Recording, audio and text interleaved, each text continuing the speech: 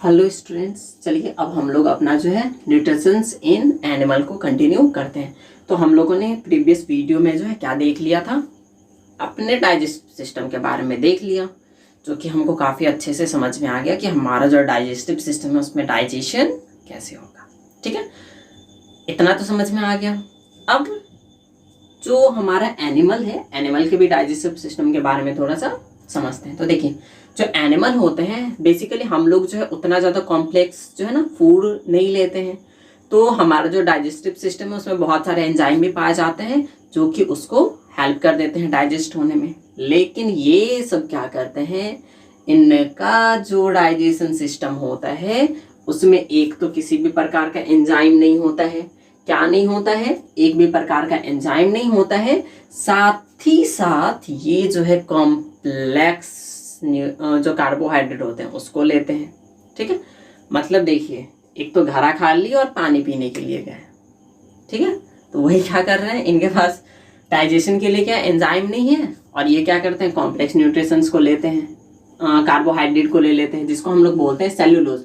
ये जो सेल्यूलोज होता है बेसिकली प्लांट में पाया जाता है, जो उसके लीव्स वगैरह होते हैं, बार्क वगैरह होते हैं, वो सेल्यूलोज के कारण से बने होते हैं। तो वो सेल्यूलोज को क्या किया, डायरेक्ट खा लिए। खाने के बाद सेल्यूलोज जो है ना इतने आसानी से पचता नहीं है, इस कारण से हम लोग उसको जो है ना खाते नहीं। इस कारण से हम लोग डायरेक्ट जो ट्रीज वगैरह होते हैं उसको खाते नहीं है, उसके लीव्स वगैरह को खाते हैं। ठीक है, तो ये क्या किए, उसको डायरेक्ट ही खा गए। खाने के बाद क्या हुआ, अब देखिए यहाँ पे इसके पास जो होता है, ये क्या करते हैं डायरेक्ट जो फूड को खाते हैं, तो फूड को खाने के बाद वो क्या करते हैं अपने रुमेन, उनका जो स्टमक का सबसे बड़ा पार्ट होता है वहां पे जाके उसको वो स्टोर कर लिए। क्या कर लिए, स्टोर कर लिए। होता है ना कि जो उनका वैसल होता है उसमें हम लोग फूड डाल देते हैं बहुत सारा, और कुछ टाइम के बाद आके देखते हैं तो वो पूरा का पूरा खाली रहता है। अब इतने जल्दी तो वो खा नहीं सकते, वो क्या करते हैं बस उसको लिए, कट किए, अपने पेट के अंदर डाल लिए, पेट के अंदर डाल लिए, पेट के अंदर डालते गए, और इसको क्या कर लेते हैं, फुल कर देते हैं। क्या कर देते हैं, फुल कर देते हैं। अब जब वहाँ पे फूड खत्म हो जाता है, उनको थोड़ा सा इत्मीनान, मतलब थोड़ा सा जो है ना रिलैक्स महसूस होता है, तो वो आसानी से बैठ जाएंगे। बैठ के क्या करेंगे, वो खाना शुरू करेंगे। तो हम लोग जब जाके देखते हैं, अरे इसके सामने तो फूड ही नहीं, खा क्या रहे हैं। तो बेसिकली क्या होता है, वो जो फूड है, फूड को जो उसने ठूस ठूस के अपने अंदर ले लिया था, उस फूड को वापस अपने माउथ में ला के क्या कर रहे हैं, चबा रहे हैं, फिर उसको खा रहे हैं। अब जो फूड जाएगा उसका डाइजेशन होगा, उससे पहले जो उन्होंने फूड लिया था उसका डाइजेशन नहीं होगा। ठीक है, तो अब रुमेन से फूड जो है वापस जाएगा, जाने के बाद वो डाइजेस्टिव चैम्बर में जाएगा, चैम्बर में जाने के बाद उसका डाइजेशन होगा। डाइजेशन में अब हम लोगों को पता है 100% फूड तो डाइजेस्ट होता ही नहीं है। तो अब वहाँ से जो अनडाइजेस्टेबल फूड बच जाएगा वो पहुँच जाएगा इस लार्ज इंटेस्टाइन में, और लार्ज इंटेस्टाइन की हेल्प से वो बाहर निकल जाएगा। ठीक है, तो ये था इनमें जो प्रोसेसेस होते हैं उसको। तो अब हम लोग देखते हैं। अब देखिए क्या होता है कि हम लोगों का जो डाइजेस्टिव सिस्टम होता है ना, उसमें जो ग्लैंड्स होते हैं वो बोलते हैं तुम हमसे भी एंजाइम ले लो, वो बोलता है हमसे भी ले लो, वो बोलता है हमसे भी ले लो, सब बोलते हैं लेते रहो लेते रहो। तो इससे क्या होता है, हमारा जो फूड होता है वो आसानी से तो डाइजेस्ट हो जाता है। लेकिन इन लोगों का क्या होता है, एक तो ये कॉम्प्लेक्स कार्बोहाइड्रेट लेते हैं, ऊपर से इनके बीच जो डाइजेस्टिव सिस्टम है उसमें एंजाइम ही नहीं होता है भोजन को डाइजेस्ट कर पाए। तो अब ये डाइजेस्ट कैसे करते हैं, सोचिए। तो देखिए डाइजेस्ट कैसे करते हैं कि इनमें जो है एक बैक्टीरिया पाया जाता है, इनके डाइजेस्टिव सिस्टम में क्या पाया जाता है, बैक्टीरिया। वो बैक्टीरिया क्या करता है, इस ये जो डाइजेशन होता है फूड का उसमें वो हेल्प करता है। अब यहाँ पे भलाई का जमाना, मतलब वो जो है ना, ये किसी पे एहसान करने वाला तो जमाना है नहीं, एक हाथ से दो तो दूसरे हाथ से लो, तो वैसा है। तो अब ये बैक्टीरिया क्या करता है, बैक्टीरिया को भी बदले में क्या मिल जाता है, वहाँ पे जो रहने के लिए स्थान मिल जाता है, न्यूट्रिशंस वगैरह मिल जाता है, ताकि वो भी जीवित रह पाए।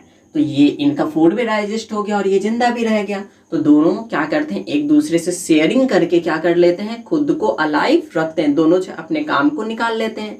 तो इसी को हम लोग बोलते हैं सिम्बायोटिक रिलेशन। सिम्बायोटिक रिलेशन में क्या होता है, दोनों को फायदा होता है और दोनों एक दूसरे की हेल्प भी करते हैं, दोनों को फायदा भी होता है और दोनों एक दूसरे की हेल्प भी करते हैं। तो उसी रिलेशन को बोलते हैं सिम्बायोटिक रिलेशन। क्या बोलते हैं? Symbiotic relation. तो ये बैक्टीरिया और ये जो हार्बीवोरस होते हैं, दोनों के बीच कौन सा रिलेशन होता है? सिम्बायोटिक। सिम्बायोटिक रिलेशन में बैक्टीरिया क्या हेल्प करता है? फूड को डाइजेस्ट करने में, और ये एनिमल क्या हेल्प करता है? इसको रहने देने में और न्यूट्रिशंस को देता है, ताकि ये बैक्टीरिया भी क्या रहे? जिंदा रहे, तभी तो उसका डाइजेशन होगा ना। इस तरीके से दोनों सिम्बायोटिक रिलेशन की हेल्प से क्या करते हैं?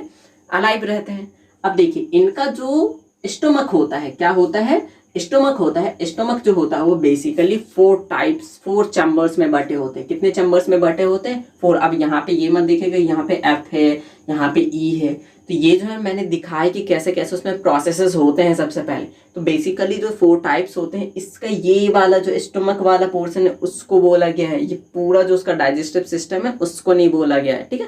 तो इनका जो स्टोमक है वो कितने पार्टीशन में बटे हुए हैं? 4।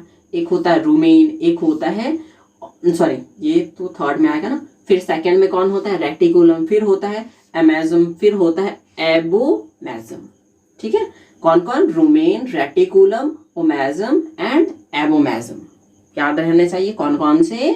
जो ये जो हार्बीवोरस होते हैं या फिर रूमिनेंट्स होते हैं, उनका जो स्टोमक होता है वो 4 चैम्बर्स में बटा होता है। कौन कौन सा? रूमेन, रेटिकुलम, ओमेजम एंड एबोमेजम, ठीक है। ओमेजम एंड एबोमेजम याद रहना चाहिए। तो ये थे इनका इंट्रोडक्शन। तो हमने इंट्रोडक्शन देख लिया। अब जैसे हमने अपने डाइजेस्टिव सिस्टम को एक एक करके पढ़ा था, वैसे ही करके इसके भी डाइजेस्टिव सिस्टम को हम एक एक करके देखेंगे, ठीक है। तो बस इसके बाद क्या रह जाएगा? एक लास्ट लेक्चर रह जाएगा, जिसके बाद हमारे चैप्टर क्या हो जाएगा? एंड हो जाएगा। तो आज के सेशन में बस इतना ही रखते हैं, ठीक है। तो आप लोग घर पे रहिए और सेफ रहिए, ठीक है। Take care.